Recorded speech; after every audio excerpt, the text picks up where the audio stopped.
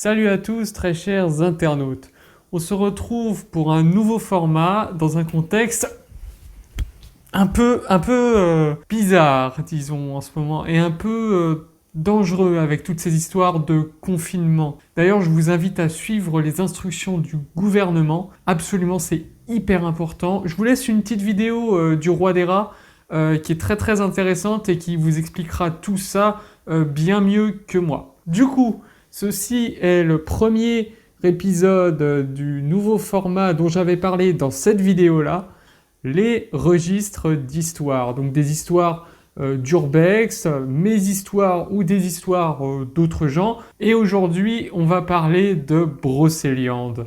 Donc mon investigation, enfin notre investigation, on était en groupe, la plus ambitieuse à l'heure actuelle. Pas la plus longue, mais la plus ambitieuse. D'ailleurs, je vous invite vraiment à aller voir cette vidéo avant de continuer celle-ci, parce que vous allez prendre un plaisir nettement moins prononcé. Du coup, comme vous avez lu dans le titre, nous avons eu un karma absolument épouvantable. Vraiment, du début à la fin, on aurait cru que quelque chose voulait nous empêcher de faire cette vidéo. C'était assez fou. Du coup, on va démarrer depuis le début, depuis le lancement du projet. Ce qu'il faut savoir, c'est que c'est mon père donc, qui m'a donné cette idée d'aller à Brocéliande pour faire une investigation. Enfin, il m'a donné indirectement l'idée. Maintenant, il fallait trouver quelqu'un avec qui y aller. Donc j'étais avec mon meilleur ami, mais ni lui ni moi n'avions le permis de conduire. Il fallait donc trouver deux autres personnes, en plus de nous, qui seraient en mesure de nous conduire là-bas. Donc il fallait des gens qui aient le permis et qui aient une voiture, parce que nos parents refusaient catégoriquement de nous prêter leur voiture, ce qui est assez compréhensible. Hein. On a fini par trouver Alexandre et Camille, après un sacré branle-bas de combat. Ensuite, il fallait trouver une date qui nous conviendrait tous. J'étais en stage, donc c'était obligatoirement uniquement le week-end. Que je pouvais partir là-bas, donc seulement 2 jours pour faire cette vidéo. 2 jours seulement. C'est-à-dire faire 600 km l'aller, 600 km le retour pour 2 jours. On a trouvé une date qui nous correspondait tous après moult échanges et joutes verbales. Et il était temps d'organiser tout ça. Donc en termes de matériel, on était bon, mais c'est en termes de voiture où ça se compliquait. C'est-à-dire, on était censé prendre la voiture donc, du père de Camille. Sauf que Camille ne se sentait pas du tout de conduire dans Paris. Parce qu'il fallait sortir la voiture de Paris. Et là, ça devenait compliqué. Du coup, mes parents, dans un élan de générosité dont je les remercie très fortement, sont allés à Paris pour aller chercher Camille et la voiture et la ramener à la maison pour qu'on parte le lendemain matin. Sauf que, je vous ai dit, on a eu un karma complètement nul à chier. Hein. La voiture sort du garage, mon père l'emmène dans l'ascenseur à voiture, et là, la voiture ne démarre plus. Impossible de la redémarrer. Obligé d'appeler le père de Camille, obligé de remettre la voiture dans son box, et de rentrer à la maison avec Camille. Et là, il fallait qu'on trouve une autre voiture. On partait le lendemain matin. Il fallait qu'on trouve une autre voiture d'urgence. Et là, par miracle assez prononcé, Alexandre réussit à avoir une voiture. On part donc le lendemain matin avec la voiture d'Alexandre. C'est que le début, hein. Je vous ai dit, c'est pas fini du tout, hein. Là, on a réussi à partir déjà, c'est déjà bien. La route se passe très bien, la route est très agréable parce que c'est en Bretagne, à partir de l'Île-de-France, c'est vraiment de l'autoroute des lignes droites. On arrive sur place, super crêperie à Brocéliande que je vous conseille très fortement. Et je ne vous ai pas raconté aussi quelque chose sur place qui a été très folklorique, la bouffe. Oui, parce que la bouffe, c'était toute une histoire, hein. On avait quasiment tous pris que de la gourmandise. C'est-à-dire, il y avait qu'Adrien qui avait du saucisson, etc., des trucs un peu salés, consistants. Mais il n'avait pas pris de couvert. On s'est retrouvé à couper le saucisson avec une clé. Image. Bon, l'image est dégueulasse, mais voilà. Image. Admirez cet homme. Il est magnifique. Voilà. Il est en train de découper du saucisson avec ses clés. On va y arriver. Parce que comme un con, j'ai oublié de prendre un couteau. Donc vous êtes deux cons. J'ai bien cru qu'on allait enfoncer la voiture dans un arbre, je t'avoue, parce que bon, c'était... Ça fait mal aux mains. Non mais pas parce que tu conduisais pas bien, mais juste parce que la route était quand même super accidentée. Bon, la fin, il faut que je m'arrête. Ouais, la route était vraiment accidentée. Bah voilà, il a réussi à découper son saucisson. Voilà. Maintenant on peut y aller avec les dents. Ma clé sent terriblement le saucisson en fait. Bah ça... Mais ça a marché, t'as réussi à le couper comme ça? Bah oui. Voilà. On a décidé d'aller à l'office du tourisme, du coup, pour se renseigner un peu sur l'endroit, comment on accède à la forêt, etc. Et là, il y a quelque chose dans l'office du tourisme qui est à visiter. Je n'en ferai pas la pub, parce que je leur ai demandé une autorisation de tournage des semaines en avance, bien sûr, et ils ont refusé. Donc, je ne ferai pas leur pub pour le coup. On a donc fait ça, visité ça, et on est sorti en ayant pris une sacrée douche froide hein, quand même. Hein. Image. Ouais, bah en fait, on est un peu déçus parce que du coup, il y a plusieurs parcours hein, qu'on peut essayer pour aller voir un peu les trucs dont on vient d'entendre parler dans la scénographie à l'office du tourisme. À l'office du tourisme, ouais.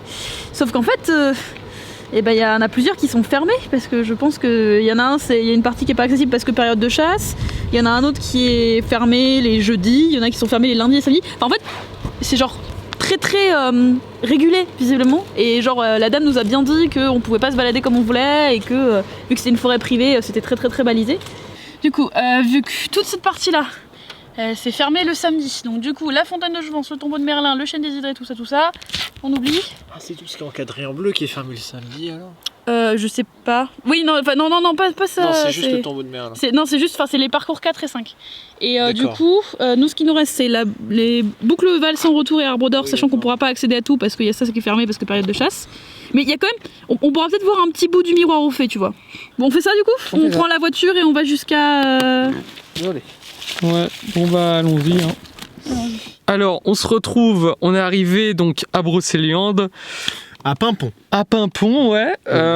Donc une des villes qui donne accès en fait à la forêt.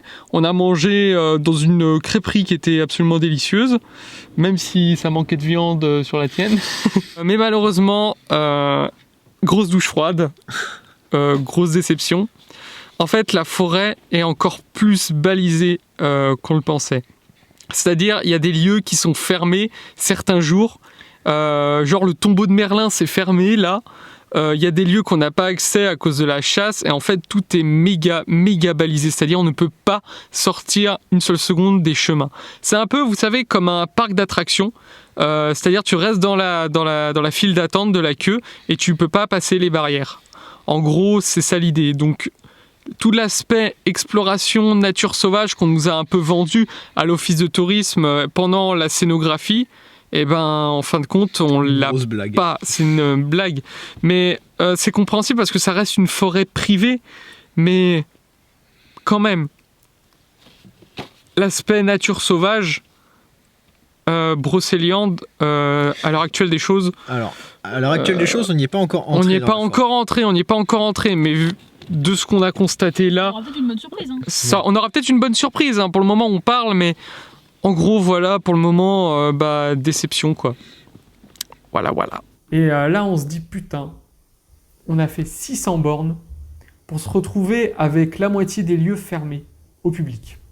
Du coup, la nuit commence à tomber, on finit de visiter les différents lieux, et là, il était temps de partir à Huelgoat. Donc, l'exploration un peu surprise de la vidéo. On arrive sur place, on fait l'exploration et du coup on n'a pas d'hôtel, on n'a rien. Donc pour ceux qui allaient dormir, donc les chauffeurs, Alexandre et Camille devaient dormir dans la voiture. Avec Adrien on continuait d'explorer et tout et on finit par rentrer. On était mais explosés, d'ailleurs je le dis bien dans l'exploration. Et Adrien, qui ne supporte pas de dormir dans la voiture, décide de dormir en extérieur. Moi, je décide de dormir dans la voiture parce que hors de question que je reste dehors. Et d'ailleurs, je voulais retenir Adrien de dormir dehors parce que je voulais pas qu'il reste seul. Il fait nuit, je galère à dormir. Les autres devant dormaient bien, visiblement, plus ou moins. Et là, d'un coup, j'entends toquer à la fenêtre de la voiture. Ça me réveille.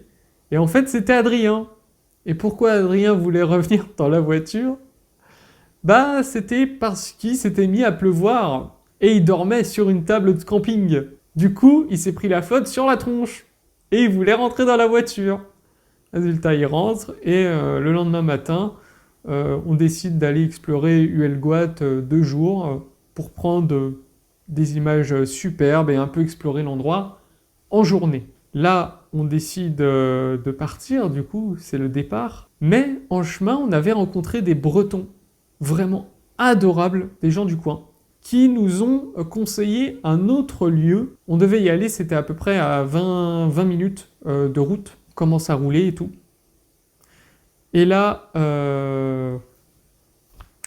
image. Salut tout le monde. Alors là, on vient de quitter le Huelgoat, la super forêt du Huelgoat, dont on a fait quelques plans super jolis de la forêt de journée. Et là, la voiture est penchée, quoi. Et du coup, bah, il y a des gens qui s'arrêtent. Tout va bien. Ouais. C'est-à-dire là, vous voyez pas à l'extérieur, mais en fait, la voiture, elle est à peu près à combien? 50. Elle a combien de degrés à peu près en termes d'angle? Ouais, enfin bref, elle est dans un fossé. Et vous allez voir de l'extérieur, c'est assez ouf. En fait, on a raté un virage et on s'est pris le fossé directement. Et bah là, maintenant, on attend l'assurance et tout. Et c'est une partie du voyage un petit peu moins excitante. Bon, bah, normalement, ça devrait aller. Salut à tous! Voilà. On a eu un accident. Un accident à cause d'un virage raté, à cause de la fatigue et de plein de choses accumulées. On était à 600 km de chez nous, avec une voiture dans un fossé, sans aucun moyen de revenir. Là, moi personnellement, vous l'avez vu de toute façon à l'image, j'essayais de positiver, de détendre l'atmosphère, et les démarches commençaient pour ramener la voiture et pour rentrer chez nous. Pendant que la voiture était dans le fossé, il y a des gens qui passaient régulièrement pour s'arrêter, nous demander comment ça allait. Même des chasseurs se sont arrêtés, ils sont carrément descendus de leur véhicule, ils sont venus nous voir s'il n'y avait pas de blessés ni rien. Franchement, les Bretons, on vous aime, big up pour vous, on vous aime très fort, vous avez été adorables. Nous, en tant qu'habitués de l'Île-de-France et sur Paris et tout ça, on n'avait pas l'habitude de ce genre de comportement sur la route. C'est-à-dire, nous, on a plus l'habitude de, il y a un accident, les gens soit s'en foutent ou soit sortent leur téléphone pour prendre une photo. Un petit snap des gens qui ont des petits accidents comme ça. Au final, la dépanneuse arrive, ils emmènent la voiture avec nous dans la dépanneuse, nous déposent à un garage et là, on attendait un taxi pour nous ramener à Brest, donc au niveau des côtes de la Bretagne, vachement loin, pour ensuite obtenir une voiture de prêt qui nous permettrait de rentrer chez nous. Sauf que, encore une fois, ça ne s'est pas passé comme prévu. Alors, la dame du taxi, donc AS Taxi, franchement pareil, merci, parce que c'était une dame adorable, on a discuté et tout. C'est l'assurance qui a tout payé, le taxi, etc. Et quand on est arrivé à Brest, c'est là qu'elle s'est montrée encore plus incroyable. On arrive à Brest, et là, douche froide, encore. Il manque quelques mois de permis à Alex, et Camille est trop jeune pour obtenir une voiture de prêt. Voilà. Donc on ne pouvait pas avoir de voiture pour rentrer chez nous. La dame du taxi a été formidable. Elle nous a emmenés à une gare et elle a avancé les billets de train auprès de l'assurance pour qu'on rentre chez nous, qu'on ait les tickets directement et qu'on rentre sur Paris depuis la gare de Brest. Le chemin en train se passe très bien. Petite photo un petit peu détendue. Et là, on réussit enfin à rentrer chez nous après toute cette aventure. Donc que de souvenirs absolument inoubliables. J'en parle dès le début de l'investigation. Il y a certains voyages comme ça qui nous changent vraiment. Et ça n'a duré que 2 jours. Pourtant, j'avais l'impression que ça a duré une semaine complète, tellement c'était incroyable. Et tellement on a vécu de choses en si peu de temps. Que ce soit des bonnes choses ou des mauvaises choses, au final, c'est ce qui a composé le voyage en lui-même. Tout ne se passe pas comme prévu. Et c'est ça qui, au final, a fait la beauté de toute cette aventure. Au final, la voiture, elle a été réparée. Et au final, on revient avec un souvenir de 44 minutes, disponible sur la chaîne. Si vous ne l'avez pas vu, je l'ai répété pas mal de fois. Mais allez voir, vraiment, c'est une des vidéos sur la chaîne où je suis vraiment le plus fier et à laquelle je tiens le plus. Je ne veux pas la perdre, cette vidéo, elle représente beaucoup pour nous et j'espère que vous aussi, vous vivrez ce genre de voyage ou vous avez déjà vécu ce genre de voyage absolument dingue. Sur ce, je vous dis à la prochaine pour de nouvelles histoires de ce genre-là.